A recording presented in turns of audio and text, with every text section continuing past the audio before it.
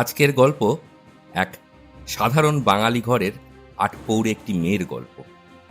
বিয়ের পর শ্বশুরবাড়ি থেকে প্রত্যাখ্যাত, অপমানিত ও বিতাড়িত এক সন্ন্যাসীর সংস্পর্শে এসে জ্বলে ওঠে তার ভেতরে জমে থাকা সব বারুদ। ধনীদের কাছ থেকে অর্থ নিয়ে দরিদ্রদের সাহায্য করে সে হয়ে ওঠে এক কিংবদন্তি। সে আমাদের ঘরের দুর্গা, তার নাম দেবী চৌধুরানী।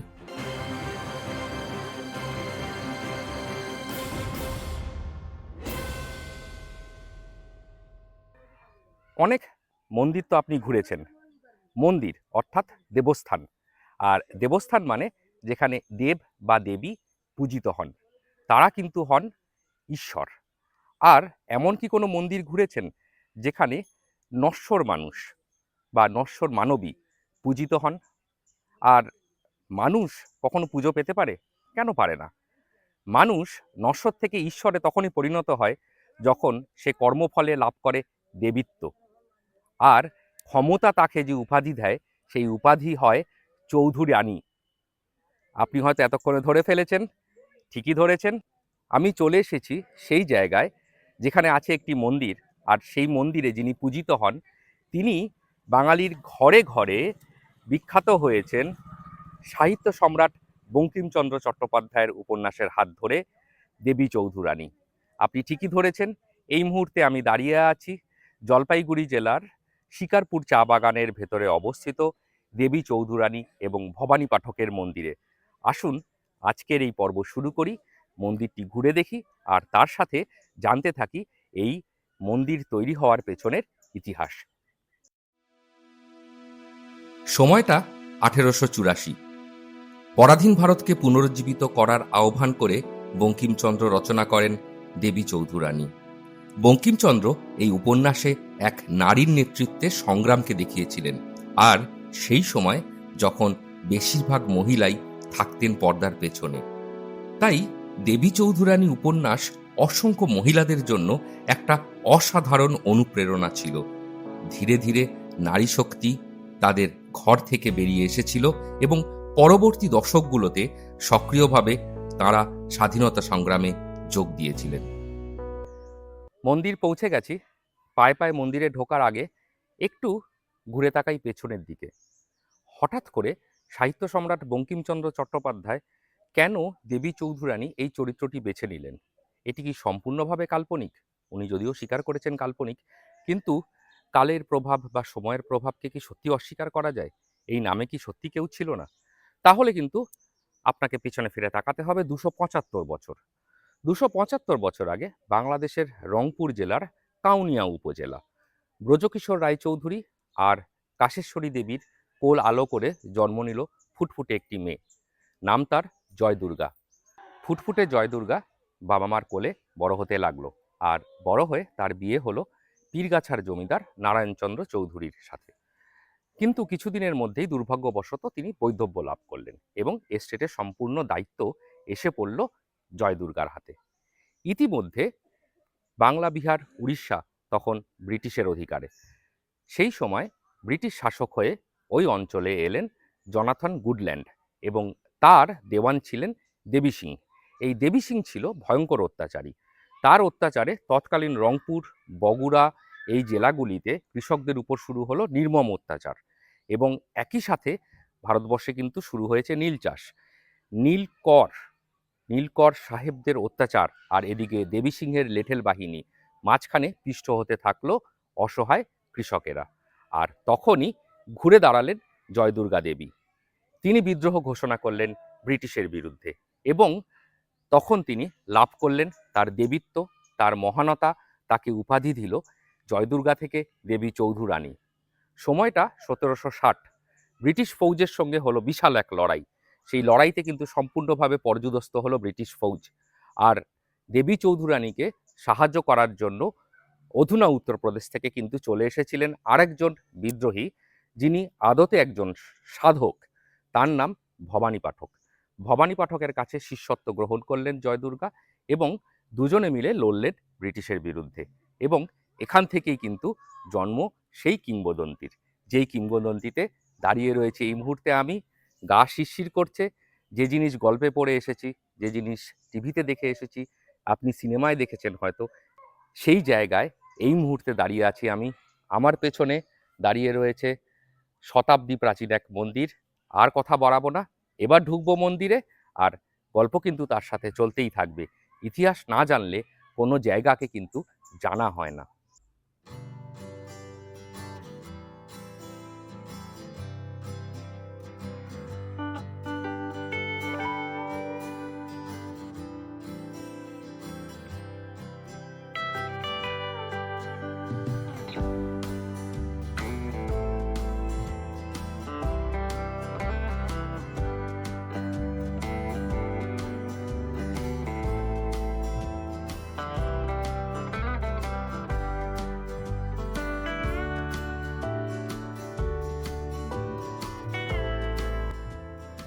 মন্দিরে ঢুকেই যে মূল দুটি মূর্তি আপনার দৃষ্টি আকর্ষণ করবে, তাদের মধ্যে যে পুরুষ মূর্তিটি সেটি ভবানী পাঠকের। তার ডান পাশে বসে আছেন দেবী চৌধুরানী। দেবী চৌধুরানীর আবার ডান পাশে বসে আছেন যথাক্রমে গঙ্গা দেবী ও তিস্তা বুড়ি। তার পাশে একটি শেয়াল, আর তার আরো পাশে ওটি প্রহরী। আবার ভবানী পাঠকের ডান দিকে বসে আছে যথাক্রমে সিদ্ধপুরুষ ও মোহনলাল। আর এছাড়াও রয়েছে একটি নরসিংহ, আর তার পাশে আবার যথারীতি সেই দ্বারপাল বা প্রহরী।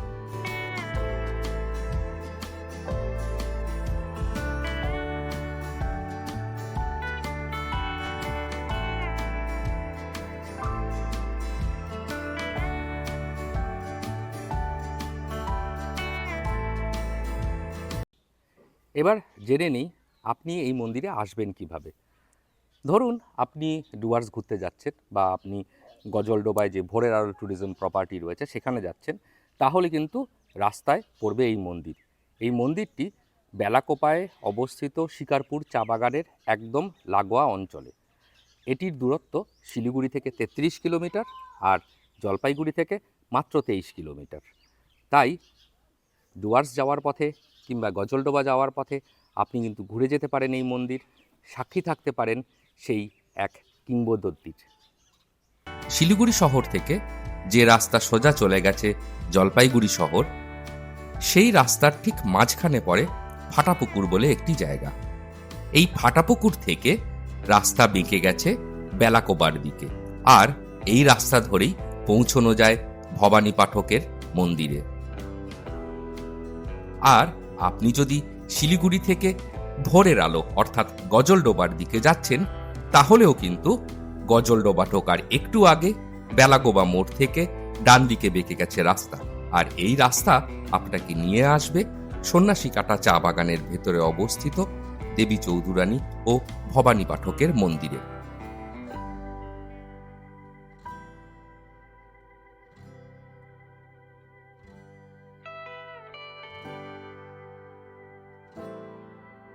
চারপাশে চা বাগান, আর তার ঠিক মাঝখানে রয়েছে এই ভবানী পাঠক ও দেবী চৌধুরানীর মন্দির। এবার চলে আসি এই মন্দির তৈরির পেছনের ইতিহাসটি জানতে। ১৭২৮ থেকে ১৭৯৩ পর্যন্ত জলপাইগুড়ি রায়কথ রাজবংশের রাজা দর্পদেব রায়কথ ছিলেন এই অঞ্চলের সম্পূর্ণ শাসনের অধিকারপ্রাপ্ত। আর এই শিকারপুর, যেখানে আমি এখন দাঁড়িয়ে রয়েছি, এটি আদতে ছিল বৈকুণ্ঠপুর জঙ্গলের অংশ। এখান থেকে আরেকটুখানি গেলেই কিন্তু এখনও বৈকুণ্ঠপুর জঙ্গল দেখা যায়। আর ওই বৈকুণ্ঠপুর কিন্তু ছিল এই রায়কথদের আদি যে রাজবাড়ি, সেই রাজবাড়ি কিন্তু ছিল সেই বৈকুণ্ঠপুর জঙ্গলে। এটি আপনি দেখে নিতে পারবেন ওপরের আই বাটনে ক্লিক করে। আমার জলপাইগুড়ির ইতিহাস সংক্রান্ত যেই ভিডিওটি, সেই ভিডিও থেকে ফিরে আসি মূল ভিডিওয়। রাজা দর্পদেব রায়কথ যখন তার রাজত্ব করছেন, তখন তিনি ব্রিটিশদের বিভিন্ন অত্যাচারের বিরুদ্ধে কিন্তু সরব হয়ে উঠেছিলেন, এবং সেই সূত্রেই কথিত যে তিনি ভবানী পাঠক নামে একজন সন্ন্যাসীর সংস্পর্শে আসেন। ভবানী পাঠক এই বৈকুণ্ঠপুর জঙ্গলে ডেরা বেঁধে সন্ন্যাসী, কাজেই তার সাধন ভজন করতেন আর গ্রামের লোককে জড়ো করতেন ব্রিটিশদের অত্যাচারের বিরুদ্ধে রুখে দাঁড়ানোর জন্য। আর সেই ভবানী পাঠকের স্মৃতির উদ্দেশ্যেই পরবর্তীতে রাজা দর্পদেব রায়কত নির্মাণ করেন এই মন্দির। আর তাৎপর্যপূর্ণভাবে যেই কারণে এই মন্দির যতটা পরিচিত দেবী চৌধুরানী মন্দির বলে, ঠিক ততটাই পরিচিত ভবানী পাঠক মন্দির বলে। এবং আপনি যদি গুগল ম্যাপ ধরে আসতে চান, আপনি দেবী চৌধুরানী মন্দির দিলে কিন্তু সার্চ করলে পাবেন না, বরং আপনাকে গুগল ম্যাপে লিখতে হবে ভবানী পাঠক মন্দির, তবেই কিন্তু গুগল ম্যাপের নেভিগেশন আপনাকে পৌঁছে দেবে এখানটায়। পরবর্তীতে ইতিহাস, লোকশ্রুতি, জনশ্রুতি সব মিলে একটা কিংবদন্তি তৈরি করে এবং সেই কিংবদন্তির ফসল আজকের এই মন্দির।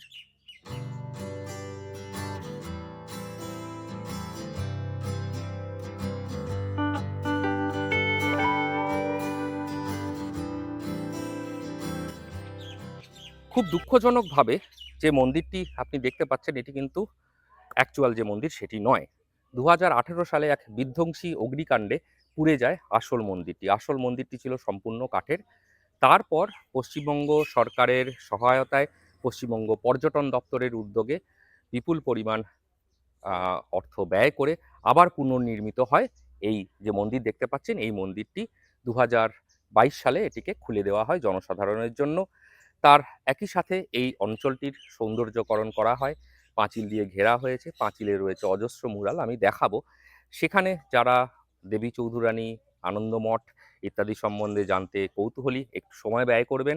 পাঁচিল আপনাকে কিছুটা ইতিহাস জানিয়ে তো দেবেই অবশ্যই। আর আরেকটা কথা কিন্তু না বললেই নয়, আপনারা হয়তো অনেকেই খেয়াল করে ফেলেছেন এতক্ষণে, এই মন্দিরটি কিন্তু আমাদের যেমন মন্দিরের স্ট্রাকচার সেরকম নয়। এই মন্দিরটি দেখতে অনেকটা প্যাগোডার মতন, বুদ্ধিস্ট প্যাগোডা বা গুম্ফা যেই শেপের হয় সেই শেপের কিন্তু এই মন্দিরটি। এবং যেটি অরিজিনাল মন্দির ছিল সম্পূর্ণভাবে কাঠের তৈরি, সেই মন্দিরও কিন্তু একই স্ট্রাকচারের ছিল। এই প্যাগোডা স্ট্রাকচারের পেছনে স্থানীয় ঐতিহাসিকরা মনে করেন রাজা দর্পদেব রায়কতের আমলে যখন মন্দির গড়ে ওঠে সেই সময়, যেহেতু এই জলপাইগুড়ি জেলা ভুটানের একদম পাশে, এখানে একটা ভুটান এবং বৌদ্ধ ধর্মের প্রভাব তো সবসময় রয়েছিল।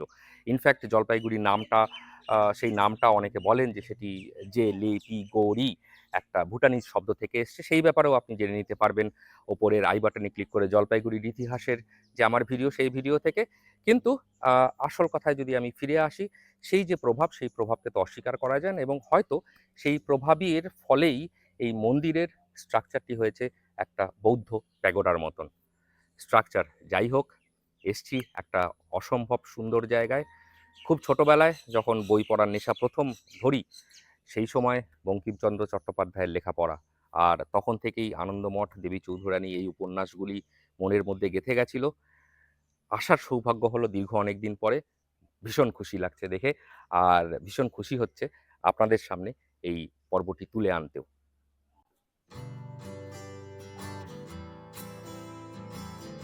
হাতে একটু সময় থাকলে আপনি পায়ে পায়ে কিন্তু ঘুরে দেখতে পারেন এই মন্দির চত্বরটি।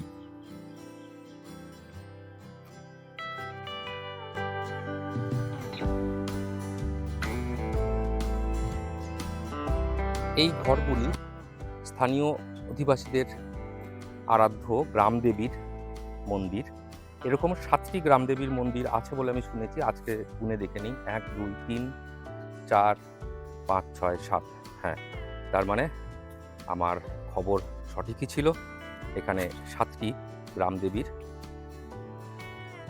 মন্দির রয়েছে।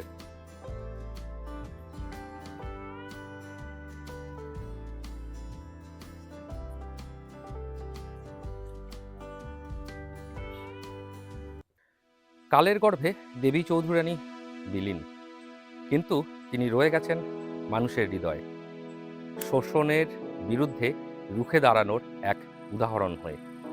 আর সেই জায়গায় আসতে পেরে সত্যি মনের মধ্যে যে রোমাঞ্চ জেগেছে, এবং সেই রোমাঞ্চর যদি কণা মাত্র আপনার কাছে আমি পৌঁছে দিতে পারি আজকে, তাহলে আমার এই পরিশ্রম আমি সার্থক বলে মনে করব।